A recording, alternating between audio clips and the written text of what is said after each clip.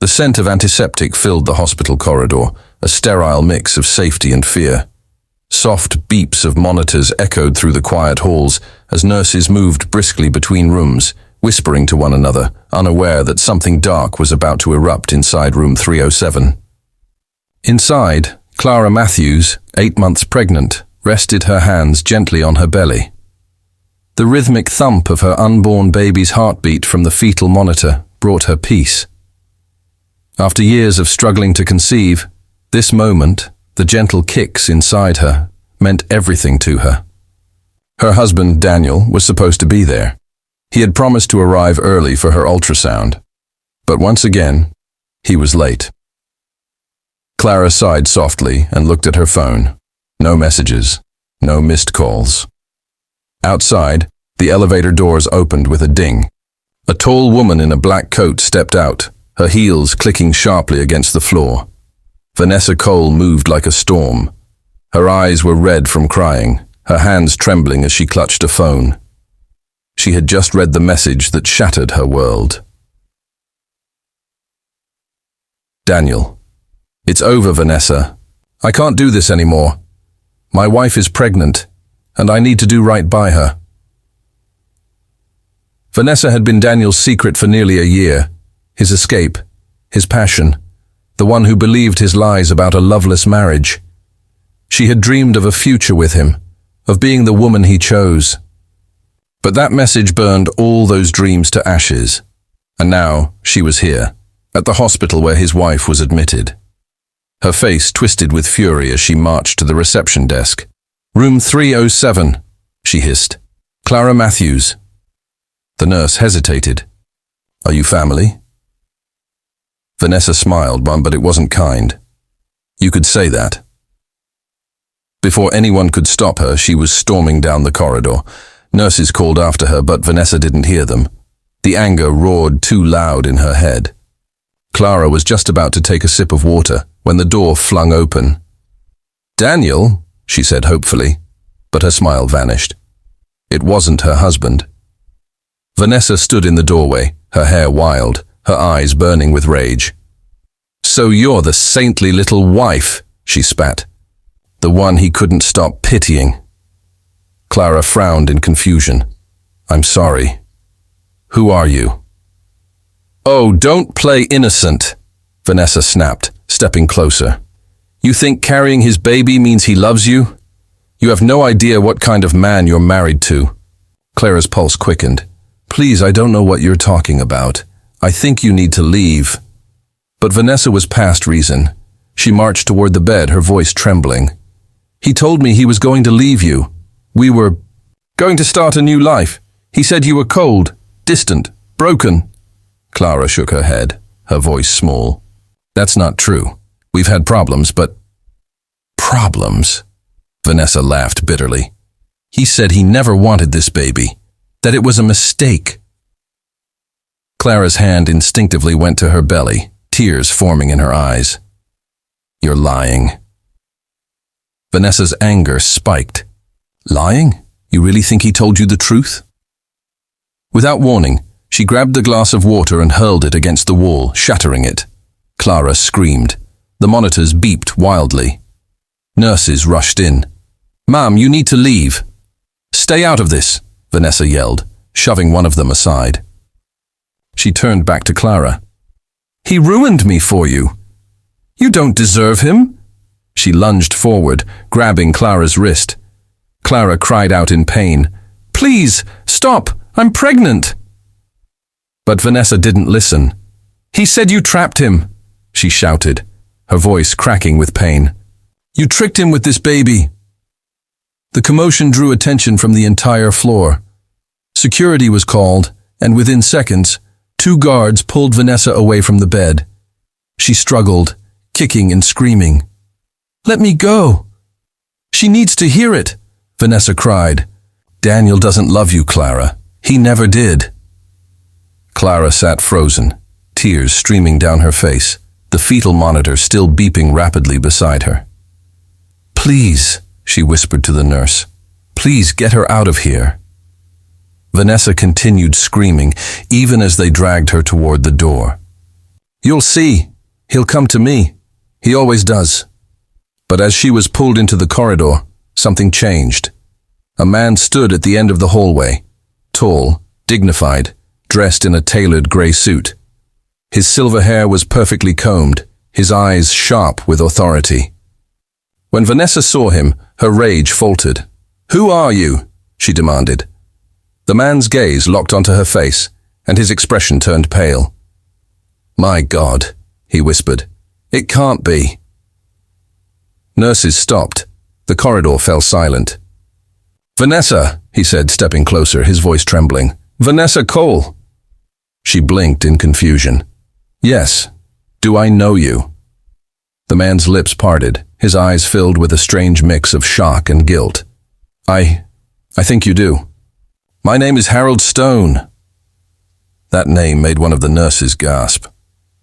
Everyone in the city knew Harold Stone, the real estate tycoon, the man who owned half the hospitals and luxury towers in the district. But Vanessa just frowned. "What does that have to do with me?" Harold hesitated, studying her face like it was a ghost from his past. You look exactly like someone I once knew. Years ago." Her anger turned to confusion. "What are you talking about?" Before he could answer, Daniel finally appeared, breathless, panicked. "Clara, are you okay?" He rushed to his wife's side, gripping her hand. "I'm so sorry. I got here as fast as I—" His words froze as he saw Vanessa being held by security. "Vanessa," he whispered, his face draining of color. Clara looked at him in disbelief. "You know her?" The room filled with silence. Daniel's lips parted, but no words came out. Harold Stone looked between them, at his son, Daniel, and at the furious woman restrained by guards, and suddenly, the color drained from his own face. "Daniel," he said quietly, "where did you meet this woman?" Daniel looked bewildered. "At a client event months ago. Why?"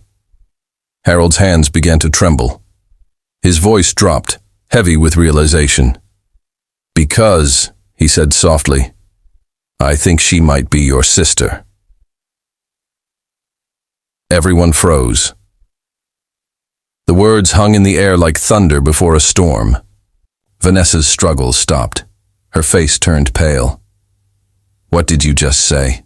she whispered. Harold closed his eyes, pained. "Years ago, before I met Daniel's mother, I had an affair. Her name was Margaret Cole.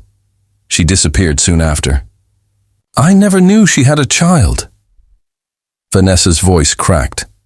"My mother's name was Margaret." The hallway spun around her. She shook her head violently. No, that's impossible."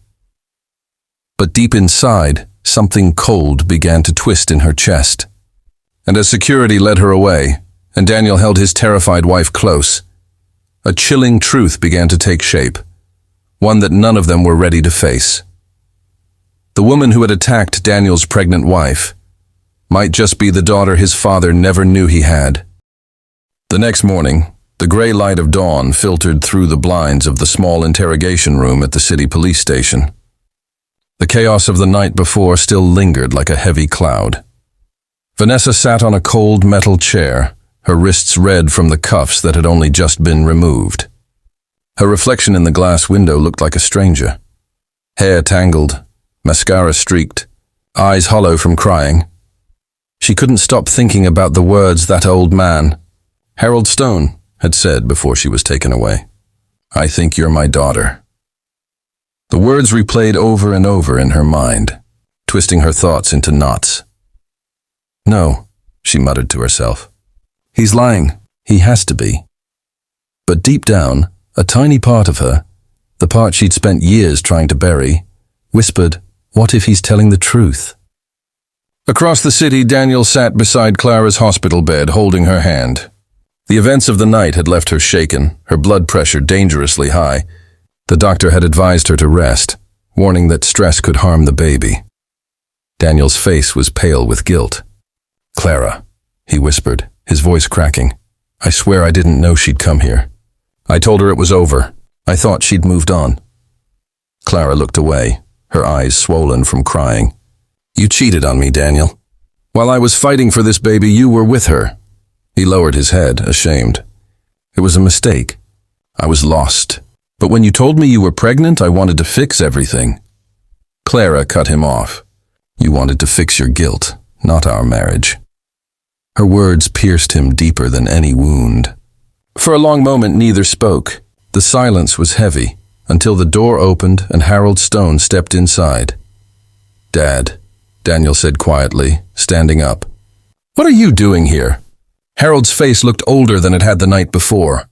There were deep lines under his eyes, the kind carved by guilt and sleeplessness. I came to talk, he said simply. To you, and to her. Later that afternoon, in the quiet office of the station captain, Harold sat across from Vanessa. The atmosphere was tense. One officer stood by the door, watching. Vanessa wouldn't look at him. Her eyes were fixed on the table. You're wasting your time, she muttered. I don't need your pity. I'm not here out of pity, Harold said softly. I'm here because I need to know the truth. He placed a small envelope on the table. Inside were 2 DNA kits. If I'm wrong, you'll never hear from me again. But if I'm right... He paused, his voice trembling slightly. Then you deserve to know who you are. Vanessa hesitated. Her heart raced. For so long she'd hated powerful men. Her absent father, Daniel for using her, every man who made her feel disposable. Now one sat in front of her, claiming to be the father she'd never known. What if you're just trying to make this all go away? She said bitterly. Your son's mistress, your family scandal. You just want to clean your name. Harold didn't flinch. If I wanted to hide this, you wouldn't be here. You'd already be buried under my lawyer's money. There was a silence, raw and fragile. Then Vanessa slowly took the test. 3 days later, the results came. Positive. A 99.9% paternal match. The revelation hit like thunder. The police called Harold, Daniel, and Vanessa to meet at the hospital, where Clara had just delivered a healthy baby boy, a small miracle in the middle of all this pain. Vanessa refused to look at Daniel when she walked in. He stood near the window, pale, exhausted, holding his newborn son. Harold broke the silence first. It's true, he said quietly. Vanessa, you're my daughter. Clara gasped softly, clutching her chest. Daniel looked at his father, eyes wide with horror. What did you just say? Harold's voice shook. She's your half-sister. The words sliced through the air like glass. Vanessa stumbled back, covering her mouth. No, this can't be real, she whispered. You're saying I... Daniel stepped forward, his face twisted with disbelief and disgust. You're saying I was with my own sister? Harold closed his eyes, tears slipping down his cheeks. You didn't know. Neither of you did. I didn't know Margaret had a child. She disappeared before I could find her. Vanessa shook her head violently. This is a nightmare. Her voice cracked. I loved you, Daniel. I loved you. Daniel turned away, guilt and revulsion consuming him. Don't say that. I didn't know, she screamed, collapsing to her knees. I didn't know who I was. I didn't have a father, a family, nothing. And the first person who ever made me feel wanted was you. Clara held her baby tighter, tears streaming down her face. The hospital room filled with an unbearable silence, the kind that makes hearts break without sound. In the weeks that followed, the story spread quietly through whispers and tabloids. The Stone Scandal, they called it, a tale of betrayal, lost bloodlines, and a forbidden love that was never meant to be. Vanessa was admitted to a private mental health facility under Harold's care. Despite everything, he visited her often, sitting silently at her bedside, trying to repair the broken years he'd caused.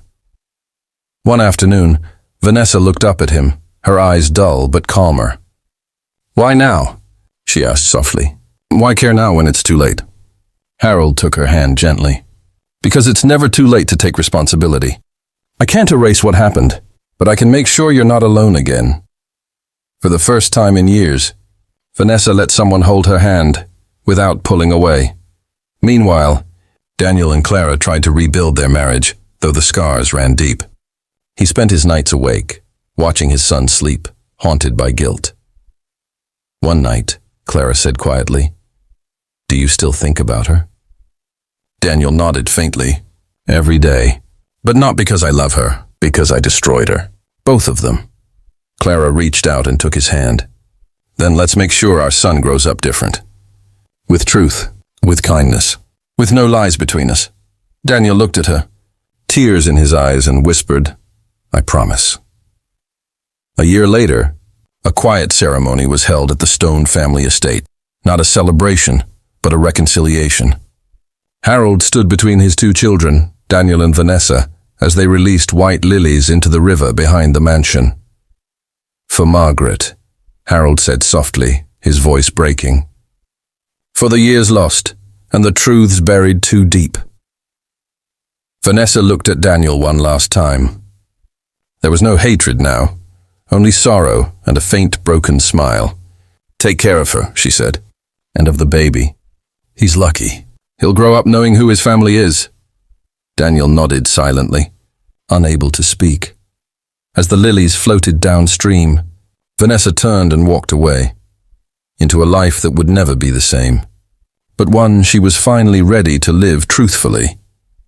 And as the wind carried the flowers toward the horizon, Clara whispered to her sleeping child, "You were born in the middle of chaos, little one, but your life will be built on truth. Because in the end, it wasn't the affair or the lies, or even the attack that destroyed them. It was the secret buried decades ago that turned love into tragedy. And no one, not even the mistress, had any idea that the man she loved was never just her lover. He was her brother,